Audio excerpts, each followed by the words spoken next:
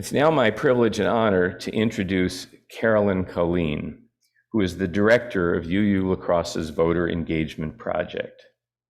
She is the mother of 3 children, author, international speaker, entrepreneur, and business strategist focused on helping others achieve their goals.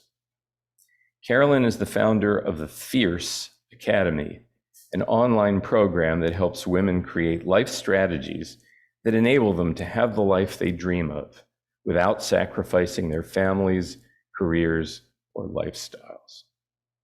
Carolyn has written a book, F.I.E.R.C.E, Transform Your Life in the Face of Adversity, 5 minutes at a time.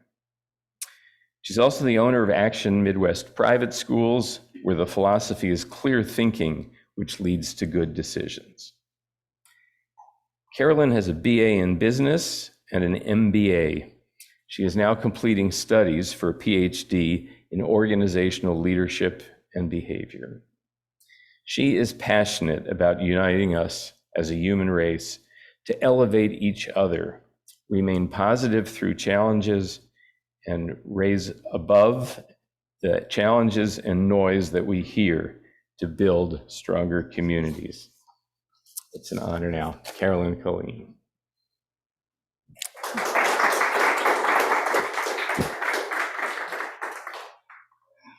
Thank you, and good morning.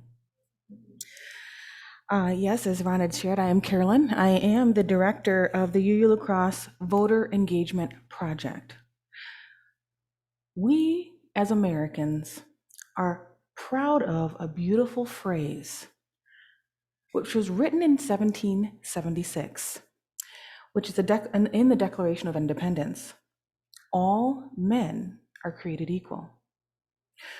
We are also proud of the freedoms written in our Bill of Rights in 1789 that include a guarantee that Congress will make no law abridging freedom of speech or freedom of the press.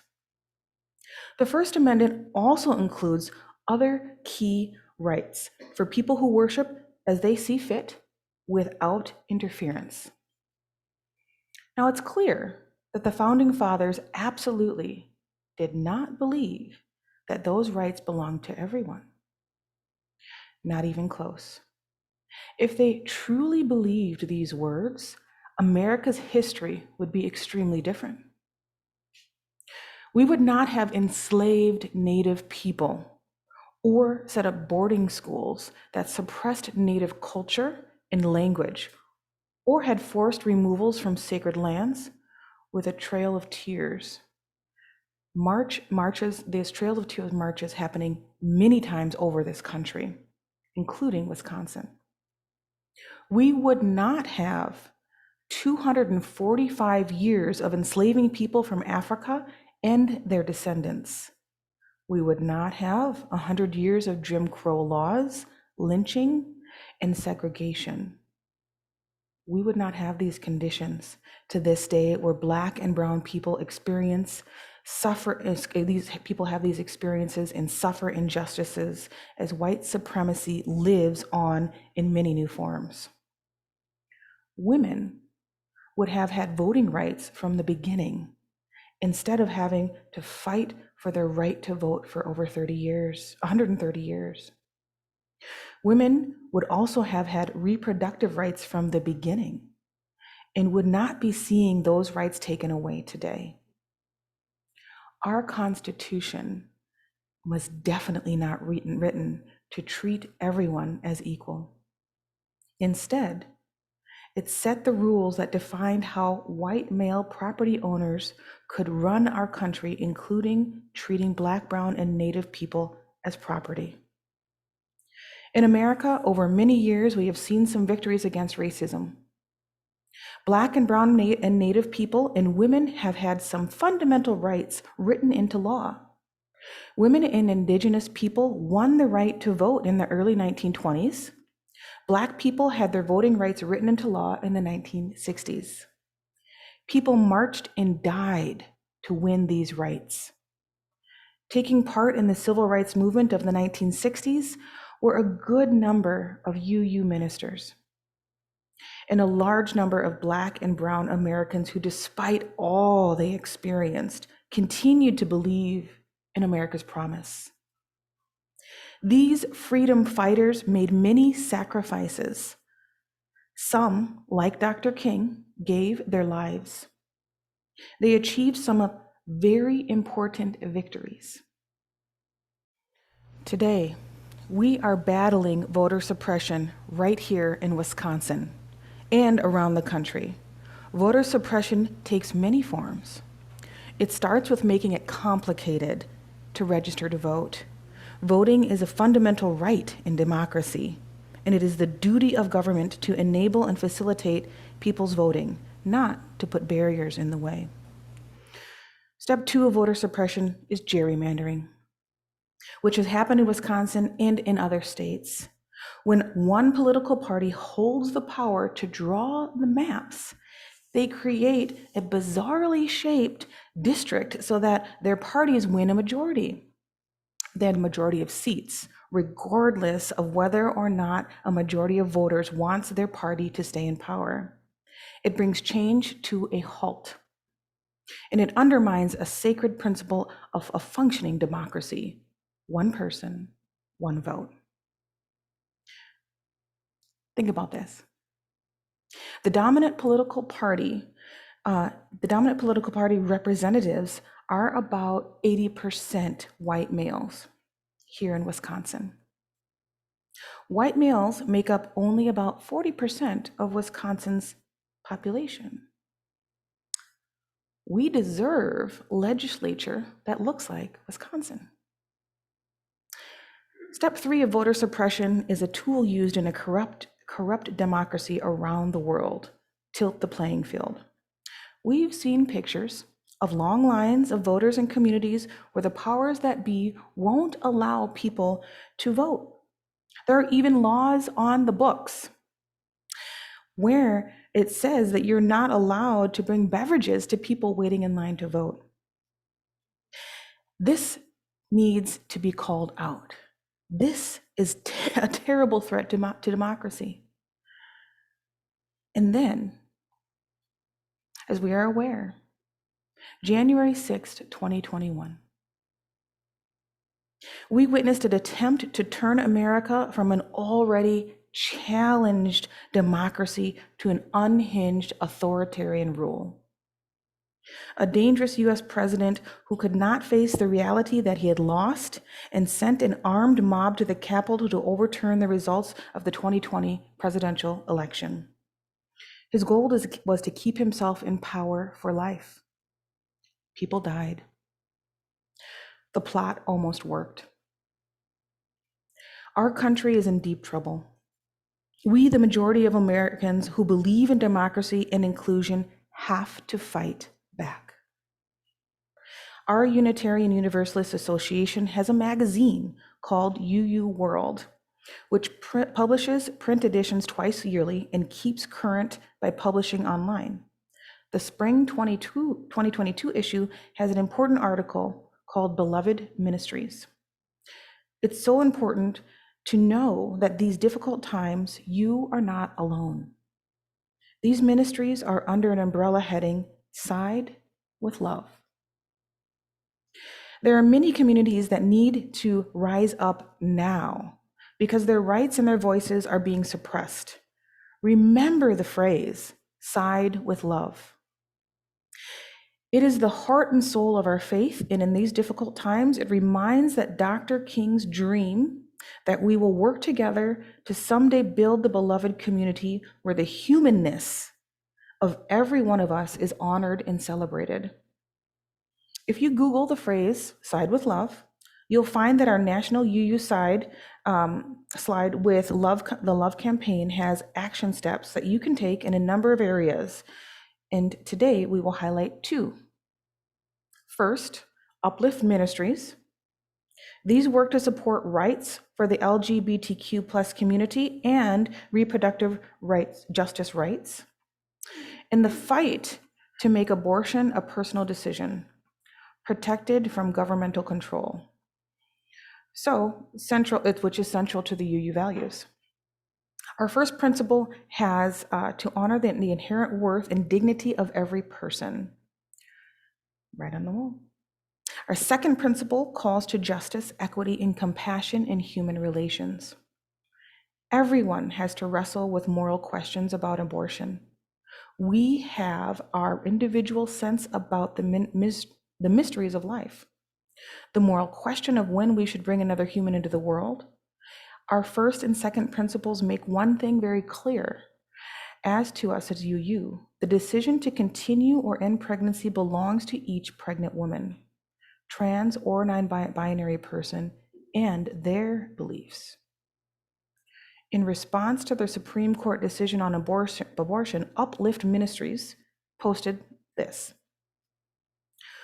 Whenever our movements experience a major defeat, we take a beat to discern what our next moves will be. We all have the right to grieve, to rage, to mourn when we lose. It's what keeps us human and reminds us why we keep fighting. Then, when we're ready to move back into action after a loss, we have to choose how to allocate our energy. In the weeks and the months ahead, as we calibrate to the realities of living in a post-Roe United States, there will be concrete ways for our congregations to take on both harm reduction and liberatory imagination. Sometimes this can look like mass protest, when we gather in the streets as a community together.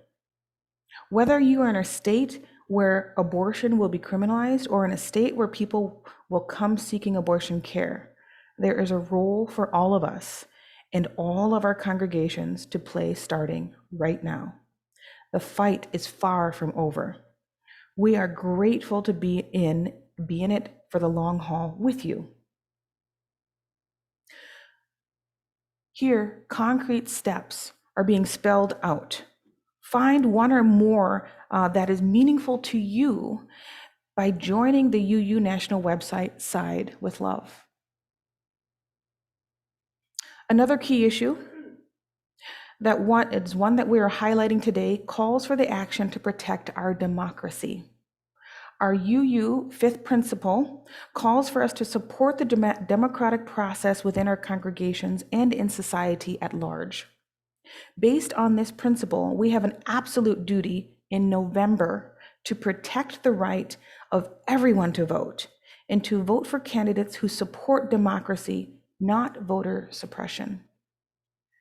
Based on this, we are asking everyone to find a way to be part of the UU Vote 2022. It is so important that all voices are heard in these midterm elections. So how do we, as a religious organization with a not-for-profit status, work to midterm elections? We believe in the separation of church and state, another important American value that is under attack. We support the value of refraining from endorsing any candidate or political party. Instead, we do something that is very much permitted. We partner with organizations and communities. We bring these organizations that are not partisan, but are advocates for democracy and inclusion by partnering with these organizations, and we aim for voter engagement from communities whose voices need to be uplifted. Here in La Crosse, we have a partnership with the League of Women Voters, an organization that has fought and continues to fight democracy. Connect with the League of Women Voters and other voter groups in our community. Another quick fact. In 2018 midterm elections, about 56% of American adults voted, meaning that about 44% didn't. This year, there's a huge opportunity to pick up new voters. Americans in frighteningly large numbers have told pollsters in the past that it doesn't matter to them who wins in political office. If ever there was a time for people to wake up, this is it. Racial injustice and voter suppression go hand in hand to keep voter turnout low, and that they need to be seen as two faces in the same white supremacy problem. And there's a quick summary of who felt empowered to vote in 2018 midterms. 58% of white American adults voted. That number drops down to 51% of Black and Brown adults. The number drops even lower for the Latinx and Asian American adults. Only about 40% of those groups voted in 2018. Please don't look at this as a simple problem of individual choices. Think instead of an old saying among those who look at human development systems. Every system is perfectly designed to get the outcome it produces. To vote, you need 3 things. Information about when, where, and how you can register to vote. That's number 1. 2, a time in your life when you can register to vote. 3, a belief that the votes of you and people like you make a difference. These can be challenges for all of us, and particularly for the suppressed communities, for these oppressed communities. So let's start with a vision. We dream of an America that makes sure that everyone is valued, everyone is included, and everyone feels empowered and is engaged in voting. In a nation where about 40% of us are people of color and so many people are marginalized, we need to embrace diversity and justice for all.